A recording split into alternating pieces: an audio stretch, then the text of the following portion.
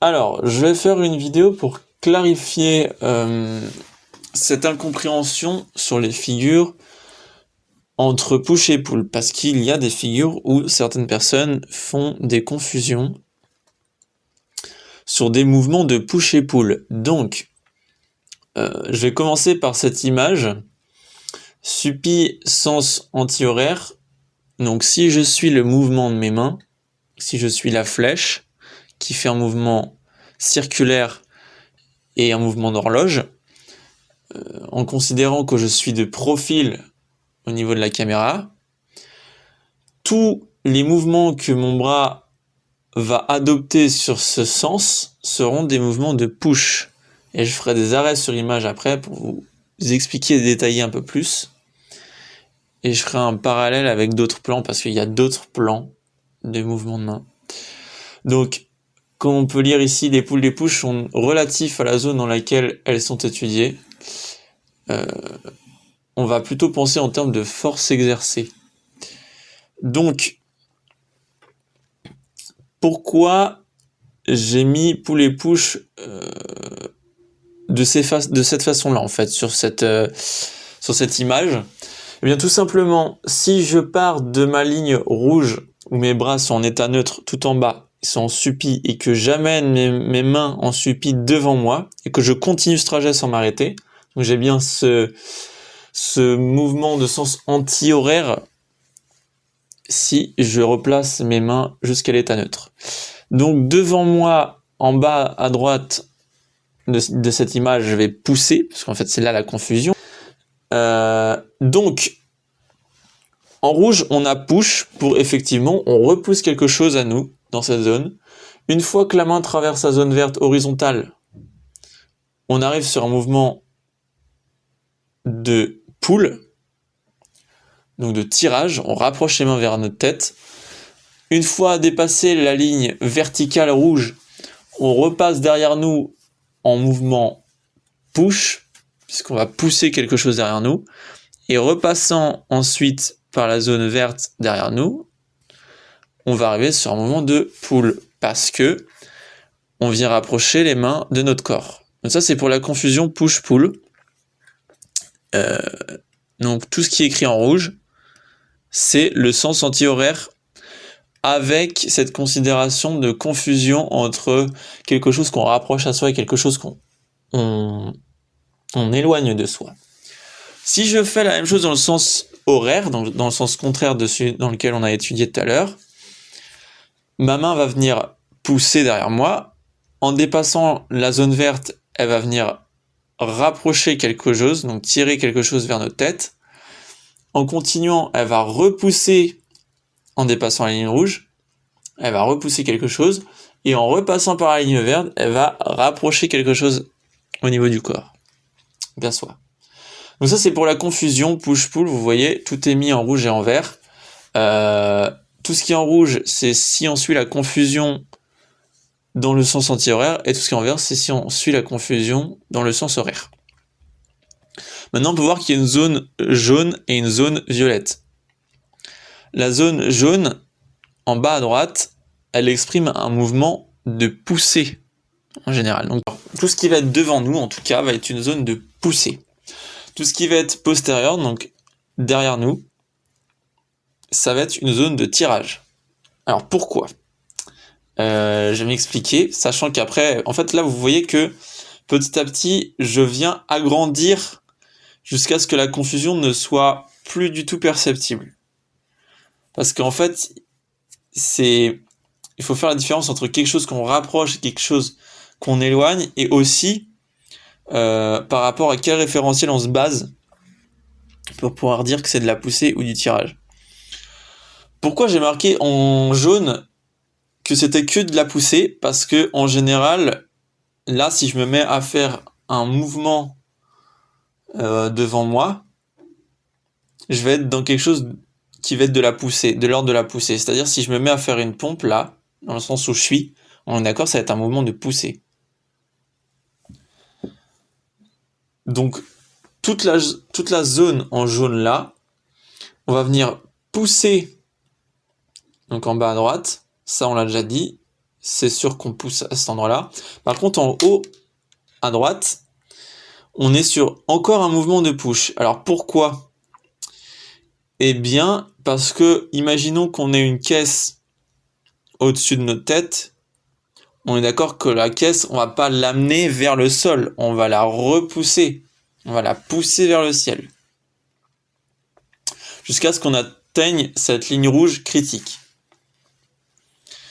Ensuite, toute la zone violette, ça va être du tirage. Pourquoi? Eh bien, on est d'accord que quand je fais une traction australienne, je viens bien éloigner mon bras derrière pour pouvoir rapprocher mon buste au niveau de la barre. Donc en bas à gauche, nous avons un mouvement de tirage. En haut à gauche, c'est pareil, on a un mouvement de tirage. Là, je n'ai pas d'exemple. Je n'ai pas d'exemple de mouvement de tirage, j'avoue. Mais ça revient à ce qu'on disait tout à l'heure. C'est-à-dire qu'on tire parce que on éloigne les mains de la zone rouge. Donc de notre centre, en fait. Mais moi, je vais faire quelque chose de plus clair. On va vraiment dire que si on part du principe que je suis de profil, que j'ai mes mains qui sont mises de façon suppie devant moi, et que je pousse mes mains devant moi, et que je continue de pousser jusqu'à faire un tour complet, tous les mouvements seront de la poussée. Donc je vais m'expliquer. Je vais juste vous montrer l'inverse, où en sens horaire, c'est-à-dire si je mets mes mains en pronation, c'est-à-dire si ma supination est derrière ma tête, si mes bras sont en pronat, donc en gros si ma supination, je viens la pousser derrière moi au lieu de la pousser devant moi, eh bien l'inverse de pousser devant soi, c'est de tirer, puisque je pousse derrière moi. Donc tous les mouvements où la supination sera dans le sens horaire, donc c'est-à-dire une pronation au final, ce sera des mouvements de tirage, donc de pull. Et donc là, je tiens à préciser qu'on est sur le plan A, c'est-à-dire qu'il y aura plusieurs plans, il y aura un plan A, le plan B et le plan C. Le plan B va nous permettre de mieux comprendre pourquoi le plan A permet de simplifier autant les mouvements de push et de pull en street workout avec cette chose-là. C'est vraiment pour vulgariser, parce que j'ai bien conscience que même en mouvement de push ou de pull, il y a toujours certaines parties du corps qui peuvent travailler en plus, mais généralement, là, je fais vraiment une généralité, c'est quelle zone est le plus ciblée si on s'attarde sur ce mouvement-là précis, ok? Si je garde ce sens précis de force appliquée. Donc là, on est sur un plan A. On va revenir du coup sur notre image de sens anti-horaire suppi pour passer en revue tous les mouvements de suppi. Donc, je vais faire quand même un petit rappel. Si je fais aucune action, mon corps est au sol. Donc, voilà la petite illustration. Prenez juste en considération mes dessins et pas le sol et les éléments qui sont sur lesquels je suis appuyé. Prenez vraiment en considération là les dessins que j'ai faits, les écritures, ok? Car je vais construire toutes les figures à partir de ces dessins-là. À partir de ces repères-là. On est bien d'accord que je dois pousser sur mes jambes pour pouvoir tenir, j'éloigne le sol de moi et mon corps du sol. Donc, j'exerce un mouvement de poussée dans mes jambes pour contrer la gravité. Donc la marche en soi est un mouvement de poussée. Ok, on pousse sur nos jambes. Pour nous maintenir d'ailleurs assez fortement sur nos jambes, nous avons les muscles les plus puissants du corps qui demandent énormément d'endurance et d'oxygène, qui sont les muscles des jambes. Ce sont des muscles hyper impressionnants. Là, je fais voir sur ce mouvement-là, quand je pousse un tout petit peu mes bras, j'ai appelé ça une planche critique, mais ça s'appelle une dead planche. Ça s'appelle une dead planche. Et c'est quand vraiment les bras sont hyper proche du bassin, où on est limite avancé énormément. Donc là, on a un mouvement de poussée, parce que la planche est un mouvement de poussée. Effectivement, si je suis la trajectoire de mes bras, en faites pas attention à la flèche en vert, elle est juste là pour indiquer qu'on s'oppose à la gravité sur le mouvement, mais on est d'accord que en soi, le mouvement de poussée applique exactement dans le même sens que la gravité. C'est-à-dire que mes mains vont dans le même sens de la gravité. Mais ça, va falloir faire attention parce que ça peut porter aussi à confusion. On va revenir sur des figures comme le back lever ou la reverse planche. On va y venir. Donc voilà pour la planche. Enfin, la dead planche. Pour la planche, là, je continue à pousser mes bras vers l'avant. Et on a encore un mouvement de poussée parce que je suis encore ce sens anti-horaire. Donc nous avons la gravité qui vient nous attirer vers la Terre, hein, et nous, on vient pousser. Jusque-là, tout va bien.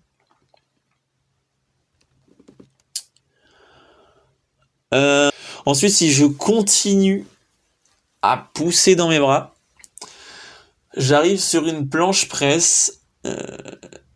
On est encore en train de pousser. On est encore en train de pousser pour arriver sur une position qui va nous emmener presque à celle du handstand. Donc là, on est encore sur la planche presse jusqu'à arriver sur un mouvement de handstand où on est en poussée. Donc voilà, je suis encore le mouvement de ma main. Ensuite, si je continue encore sur le trajet de ma main, on arrive cette fois-ci sur une figure qui nous rappelle quelque chose, qui est la entrada de angel, c'est-à-dire qu'on va venir pousser en arrière. Donc ça, on l'a vu, ce mouvement il paraît totalement logique d'un point de vue, on va dire confusion, c'est-à-dire si on se base du principe que j'éloigne ma main de mon centre, donc là c'est totalement pertinent, ça semble toujours aussi logique. Donc entrada de angel, là j'ai mis qu'une seule main mais il y en a deux, c'est bien un mouvement de push qui fait énormément travailler les biceps, comme le Hefesto qui lui un peu fait moins bas que la entrada de angel, mais qui reste aussi un mouvement de push. Ensuite, si on continue sur notre mouvement, on arrive sur un stade back lever. Et c'est là que ça devient intéressant, parce qu'on arrive enfin à ce mouvement, en fait, que les gens pensent que le back lever est un mouvement de tirage. Il y a encore pas mal de gens qui pensent que le back lever est une figure de tirage. Et alors là, pour ceux qui n'arriveraient pas à comprendre avec quoi je pourrais faire la comparaison pour vous faire comprendre, c'est pas très compliqué. Je vais vous mettre la planche à côté et vous allez voir que si je vous mets les deux images côte à côte, les bras sont bien sur un seul et même plan, c'est-à-dire si on continue à appliquer le même mouvement anti-horaire, si on continue à faire pousser le bras, hein, mais vraiment, on a commencé à le faire pousser, il continue à pousser, ok? Donc, on voit bien que on est exactement sur le même plan. C'est-à-dire que si je pars du principe que ma barre là, c'est le sol, le back lever est exactement le même mouvement que la planche. Alors attention, vous savez bien que je vulgarise, hein, le back lever est bien plus simple qu'une planche. La planche est très très technique, mais à partir du point d'appui, si on part du principe que c'est un mouvement de push, la seule façon de dire que c'est le même mouvement, c'est en fonction du point d'appui. C'est-à-dire que la force exercée au niveau du point d'appui est exactement le même. C'est-à-dire qu'on vient pousser. On vient vraiment pousser. Parce que là, en fait, sur le back lever, on a l'impression de rapprocher du coup notre corps au niveau de la barre. Mais il faut savoir que la barre n'est pas la gravité. La gravité, c'est le sol.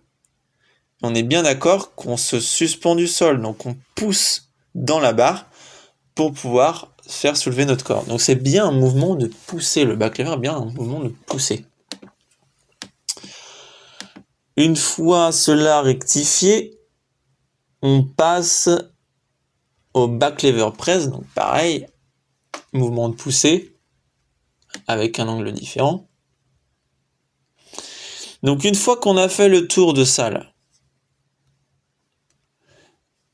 parce que là on va revenir au point où on était tout à l'heure. Neutre suppi, qu'un mouvement, on a fait le tour de l'horloge. On fait un tour complet. Maintenant, si je viens pousser derrière moi, mais imaginons, là du coup au final je dis, imaginons je pousse derrière moi, c'est pas très juste comme façon d'expliquer du tirage. Imaginons que mes bras sont en face de ma tête, c'est-à-dire que ma main est sur le plan horizontal là, sur la ligne verte, et que je me mets à rapprocher quelque chose de moi, donc du coup à tirer. C'est-à-dire, imaginons, comme en électricité, les gens n'ont pas fait d'électronique, mais sinus et cosinus démarrent avec un angle de décalage. Et bien imaginons que la prona du coup en sens horaire démarre à la ligne verte. Je pense que c'est comme ça que j'aurais dû la commencer d'ailleurs. Et adopte un mouvement horaire. Eh bien, on va bien dans le sens horaire, donc c'est-à-dire qu'on rapproche les mains de notre bassin en prona, donc on a bien un sens horaire de tirage. Donc la prona sera en décalage sur la poussée si je pars en fonction de mes mains. Mais ça va pas être important. On va réellement se concentrer sur ce mouvement de tirage. Donc si je pars bien avec mes mains en prona et que je les pousse vers l'arrière, imaginons que mes mains sont à l'horizontale et que je tire devant moi et que je poursuis ce mouvement jusqu'à devant moi, donc jusqu'à l'horizon, eh bien, je vais continuellement faire un mouvement de tirage, de poule. Donc tous les mouvements qui seront en prona et qui vont continuer dans un sens horaire seront des mouvements de tirage. Donc en premier lieu, on a la victo au sol, bien sûr. Un victo au sol qui est la première étape de ce parcours. Ensuite, si on poursuit dans l'éloignement des mains, on arrive à une victoriane. Un mouvement très connu aussi, qui est un mouvement de tirage. On connaît ce mouvement très bien, très incroyable, très beau. J'aime beaucoup ce mouvement. Si on continue et qu'on poursuit, on arrive en reverse planche. Là-dessus, on est d'accord. Alors là, les gens sont pas d'accord. Pourquoi ? Parce que les gens pensent que la reverse planche, c'est de la poussée. Même confusion qu'avec le back lever. Parce qu'on a l'impression de repousser le sol contre nous. On a l'impression d'appliquer un mouvement de poussée. Sauf que non. Au final, on est bien sur un mouvement de tirage, puisqu'on rapproche la gravité de nous, en fait. Il faut voir ça de ce sens-là. En fait, faut voir que le sens de la main, la façon dont la main agit, est dans le même sens que celui d'une victo sol ou d'une victo tout simplement. Victorienne tout court. Et sachant que la force appliquée sur la barre est la même qu'au niveau du sol, c'est-à-dire je vais pouvoir comparer ça avec le front juste après, ça va être plus simple. C'est-à-dire que, alors attention, c'est pas le même mouvement, c'est pareil, ne faisons pas la confusion, le reverse planche est encore plus technique qu'un front, et je dirais même à des années-lumière technique au niveau du front.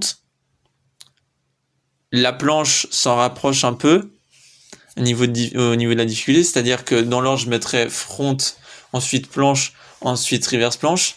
On est d'accord que la planche est vachement plus technique qu'un back lever, et une reverse planche est vachement plus technique qu'un front lever.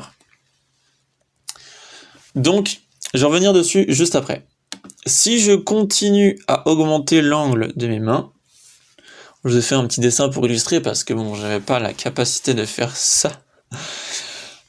Eh bien, si on éloigne encore les mains, on se rapproche d'un mana au final. Et le mana aussi est une figure de pull. Ce n'est pas une figure de push. C'est pas parce qu'on pousse le sol pour pouvoir s'éloigner de la gravité que c'est un mouvement de push. Là est la confusion aussi. On est d'accord qu'on rapproche la gravité de nous. Donc on est bien sur un mouvement de pull. Je poursuis, je continue. Si on continue comme ceci, ensuite on a la reverse planche presse. Si Dieu veut que cette figure puisse exister, je ne sais même pas. Honnêtement, je ne sais même pas si on a les épaules disponibles pour ce genre de performance. Si on continue, on a le reverse handstand. Alors là, attention, parce que là, on est plus sur un mouvement de pull. J'ai mis pull entre parenthèses parce que on est dans la continuité du mouvement de pull, mais là, il y a une exception, c'est-à-dire on a une ligne transversale qui vient traverser notre corps, et on est sur la même linéarité que quand on est en handstand et quand on se tient debout, c'est-à-dire qu'on repousse quelque chose. Donc là, on est réellement en train de pousser. Ok ? D'accord ? Qu'on pousse. En reverse handstand, on est en train de pousser. Si je continue, il y a un mouvement qu'on connaît qui est le close to impossible press. Alors je ne sais même pas si ça existe, le close to impossible press. Je pense que en général les gens partent d'un mouvement neutre et s'en vont peu à peu jusqu'à arriver à un close to impossible. Mais je ne suis même pas sûr qu'une personne ait tenté un jour un close to impossible press. Je ne pense pas. Mais on est toujours sur un mouvement de tirage, et vous allez voir pourquoi, parce qu'après on va arriver sur un mouvement qu'on connaît très très bien. Donc bien évidemment, close to impossible press 2, bon voilà, c'est juste pour faire voir que l'angle qui diffère nous rapproche peu à peu du close to impossible. Donc voilà, là on a le close to impossible.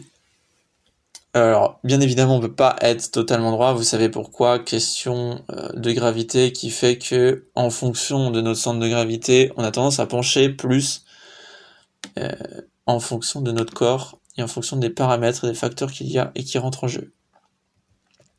Ensuite, si je continue, on arrive sur un mouvement où on a un angle de front lever. Et donc là, je vais montrer juste à côté notre fameux reverse planche de tout à l'heure. Et vous allez voir exactement comme la planche est au back lever, qu'on a exactement le même point d'appui si on suit la continuité, la linéarité de la main. C'est-à-dire, si on fait traverser une ligne horizontale au niveau de mon bassin qui représente le mouvement et le sens que la main applique du début à la fin de notre sens horaire, on arrive exactement sur le même appui, le même sens d'appui, qui est bien un mouvement de tirage. C'est pour ça qu'il ne faut pas confondre la reverse planche qui n'est pas un mouvement de push, mais bien un mouvement de pull, parce qu'il se base exactement sur les mêmes points d'appui que le front lever. Et attention, ne me faites pas dire ce que j'ai pas dit, la reverse planche n'a pas les mêmes engagements qu'un front lever. Attention. Mais ça reste un mouvement de tirage. On poursuit avec, avec un angle différent, la front press, où on vient rapprocher notre corps du sens de la gravité, donc on vient tirer la gravité vers nous, comme je l'ai dit tout à l'heure. Et là c'est pareil, j'aurais pu dire au début que je poussais la gravité vers moi. Donc en fait c'est soit tu tires la gravité vers toi, soit tu tires ton corps vers la gravité. C'est là la confusion. Mais il faut, si vous voulez pas être confus, il faut partir du principe que tant que le mouvement de la main poursuit sa trajectoire, on est sur le même mouvement en question. Donc toutes les figures qui sont comprises dans toute la poursuite du mouvement, toute l'action, est un mouvement qui est compris dans la spécificité du pull et du push. Donc je reprends. Ensuite, là, on va avoir à faire, parce que là, on a conclu le mouvement de pull et de push jusqu'à la fin. On va arriver sur un autre plan qui va être le plan B, où les mains vont avoir un mouvement qui ne vont pas transiter entre la phase horizontale et la phase verticale, c'est-à-dire on va pas être sur un plan 2D de profil, mais sur un plan 2D qui va se baser sur le sol. Je sais pas si vous voyez ce que je veux dire, mais on ne va pas avoir de sens horaire ou anti-horaire, ou si je peux dire ça comme ça, si je fais un tour complet avec mes mains, on va avoir une cohabitation entre le sens horaire et sens anti-horaire. Mais il ne faut pas le voir comme ça, il faut vraiment le voir comme un mouvement qui va vraiment diverger pour venir converger derrière. Donc il va diverger devant et il va venir converger derrière. Donc voilà, les flèches oranges indiquent les mouvements des mains, vous avez bien compris. On est sur un plan B. C'est un plan où les mains vont vraiment être que dans la ligne verte, que dans la zone verte. Donc, pourquoi le plan B va vachement nous aider dans la compréhension du plan A? Il va permettre tout de suite de nous faire comprendre en plus simple et en plus facilement ce que je viens d'expliquer dans le plan A. Parce que c'est pas tant éloigné que ça. Alors qu'est-ce que j'ai fait? J'ai fait un peu des bêtises. J'ai pris un exemple parce que dans ce plan-là, en piscine, on a cet exemple de si je viens vraiment pousser mes mains vers l'extérieur, je suis sur des mouvements de brasse, tout simplement, en piscine. Et donc si je continue mon mouvement de brasse, j'arrive sur un mouvement de fin de brasse. J'ai indiqué la poussée d'Archimède dans l'eau, hein, mais bon, c'est pas forcément nécessaire. Ensuite, je vais passer en revue très vite la natation, parce que c'est pas le sujet qui nous intéresse. On a le prolongement de la brasse, donc qui vient vraiment jusqu'à derrière. Et fin de mouvement, où on a les bras vraiment tout derrière. On est encore sur un mouvement de poussée, on va vraiment venir pousser l'eau jusqu'à ce qu'elle puisse nous propulser vers l'avant. Mais nous, ce qui nous intéresse, c'est le street. Donc, qu'est-ce qu'on va faire? Eh bien, on va expliquer tout facilement, tout bêtement. Tout à l'heure, je disais que le mouvement que j'ai appliqué en bras, c'était un mouvement de poussée. Maintenant, ça va sembler confus, mais ça va sembler logique par rapport au plan A. Si je fais mon mouvement en prenant en compte la gravité qui change, donc qui va vers le bas, qui n'est plus appliquée de façon transversale, donc au niveau de mon corps, mais qui est vraiment appliquée de façon sur tout le corps, sur toute la surface horizontale de mon corps. On va avoir du coup un mouvement qui va se rapprocher du front lever en neutral prise, parce que mon corps a changé d'endroit dans l'espace. Donc là, on est sur un mouvement de tirage, on est plus sur un mouvement de poussée. Et vous allez voir que ça va vachement aider pour le plan A, ce qu'on a dit tout à l'heure. Si je continue à éloigner mes mains avec les anneaux, j'arrive sur un front wide. Là-dessus, on est d'accord. Si je continue encore comme ça, j'arrive sur un sat.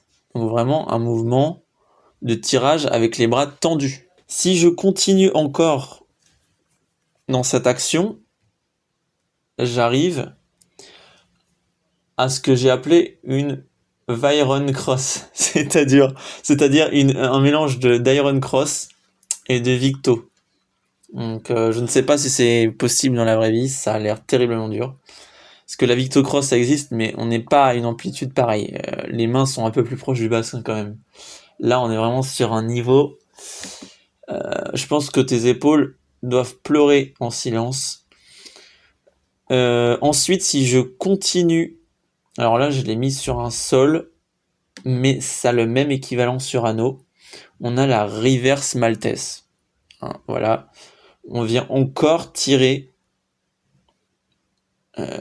On vient encore faire du tirage avec les anneaux. Et si je continue de tirer comme ça, j'arrive en reverse planche. Alors là, il y a une petite confusion, c'est-à-dire que la reverse planche, si l'angle de la main est... en fait, ça dépend de la mobilité de l'épaule. C'est-à-dire que si l'épaule a beaucoup de mal à venir appliquer un mouvement de tirage, on peut se retrouver sur une forme de mana, là, à l'amplitude que je suis de base. Si on suit vraiment le mouvement, là, je suis vraiment sur un mouvement de mana. Si vraiment j'ai la possibilité de partir encore plus en arrière, je peux vraiment arriver sur une reverse planche, qui est aussi un mouvement de tirage. Honnêtement, là, vous vous rendez compte qu'on est sur l'inverse d'un pélican. Hein. Donc, là, ce qu'on vient de voir au début, c'était l'équivalent d'une carousseau, mais si on continue une carousseau plus la poursuite du tirage pour avoir une reverse planche ou un mana, on est clairement sur la totalité d'un pélican inversé. Mais je pense que ça peut avoir un autre nom. Et je ne sais pas si quelqu'un pourra réussir un jour à mettre ce mouvement. C'est littéralement des mouvements qui n'existent pas. Encore, qui n'ont pas été encore faites. C'est comme la reverse maltaise, je ne sais même pas si c'est potentiellement humainement possible. Franchement, je ne sais pas. Et donc, je crois qu'on est arrivé à la fin du mouvement, parce que si on poursuit ensuite après, bon bah voilà, on arrive vraiment à la fin du mouvement. Maintenant, on va faire l'inverse, c'est-à-dire qu'on va appliquer, donc comme je disais tout à l'heure, une divergence derrière nous, une convergence vers nous, donc les mains vont vraiment diverger derrière et converger vers l'avant. Et bien là, on a sur tout le mouvement l'équivalent d'un pélican. C'est-à-dire, alors si on prend à partir d'en bas, attention, c'est pas un pélican où on est en planche, on fait un back lever et on revient en planche.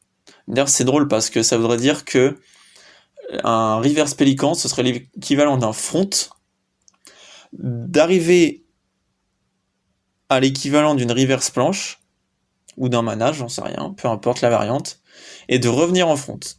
Là, ce serait vraiment pour le coup un reverse pélican. Je ne sais pas si c'est existe dans la vraie vie.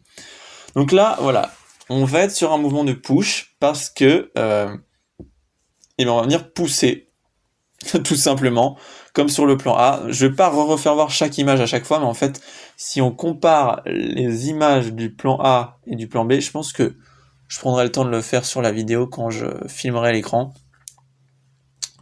Mais on est bien sur un mouvement de poussée sur le pélican. Donc là, on est en bas du mouvement du pélican.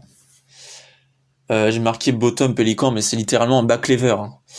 Si on poursuit le mouvement, on arrive en airplane. Le airplane que j'ai mis juste ici. Le airplane, et si on continue à rapprocher nos mains devant nous, on continue sur de la poussée, on transitionne de airplane à large maltaise et de maltaise à wide planche. Voilà. Donc, et si on continue, on arrive sur un mouvement de planche. Donc voilà.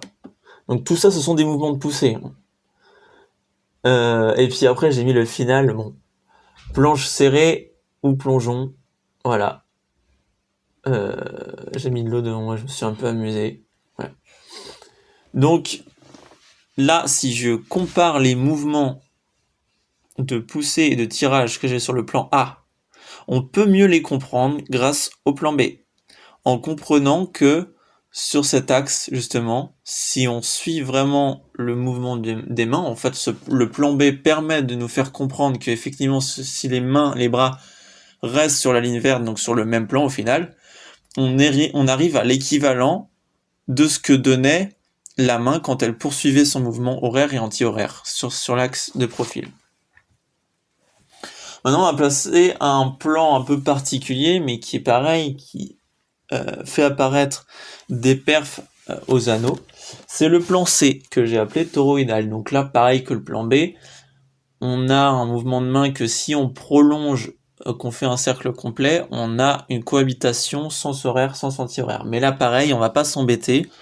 On va partir du principe qu'en haut, les mains vont diverger, et quand elles vont se rapprocher en bas, elles vont converger, ok ? Il faut vraiment partir sur ce principe-là, sinon on risque de se perdre.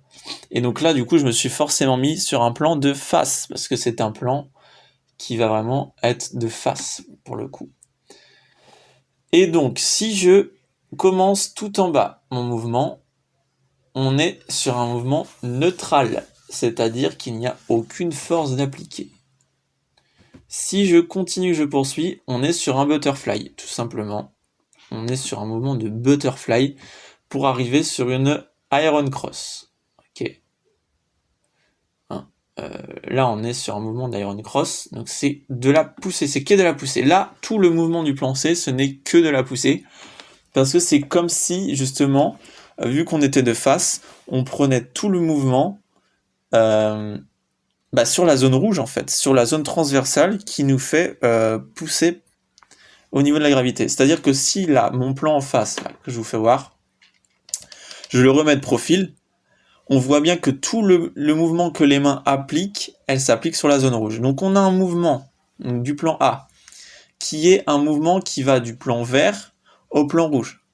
On a un plan B, qui se concentre uniquement sur les mains qui restent sur le plan B. Et on a sur le plan vert plutôt, sur la ligne verte. Et sur le plan C, on a un plan où les mains restent uniquement sur la ligne rouge.